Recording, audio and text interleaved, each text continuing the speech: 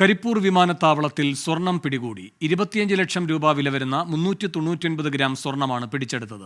Solar ലൈറ്റിന്റെ ബാറ്ററിയിൽ ഒളിപ്പിച്ചാണ് സ്വർണം കടത്താൻ ശ്രമിച്ചത്. കരിപ്പൂർ സ്വദേശി സിദ്ദീഖ് പള്ളിയാലിൽ പിടിയിലായി.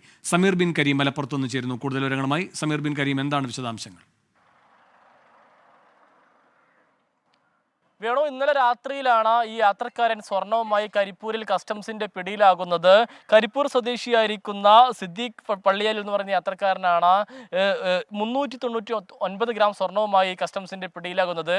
ഈ സോളാർ ലൈറ്റ്, ഒപ്പം തന്നെ ഈ പോർട്ടബിൾ വാട്ടർ ഡിസ്പെൻസർ, ഒപ്പം തന്നെ മൊസ്കിറ്റോ ബാറ്റ്, ഇവയുടെ ബാറ്ററിക്കകത്ത് സ്വർണം അത് വിദഗ്ധമായി ഒളിപ്പിച്ച ശേഷമായിരുന്നു സ്വർണം കടത്താൻ ശ്രമിച്ചത് എന്നുള്ളതാണ് കസ്റ്റംസ് വ്യക്തമാക്കുന്നത്.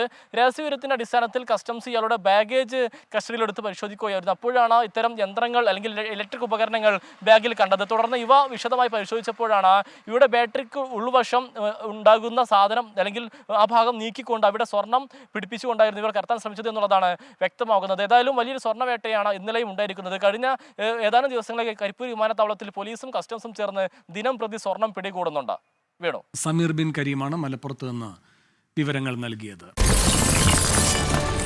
24 അഞ്ചിന്റെ വജ്രത്തിളക്കം.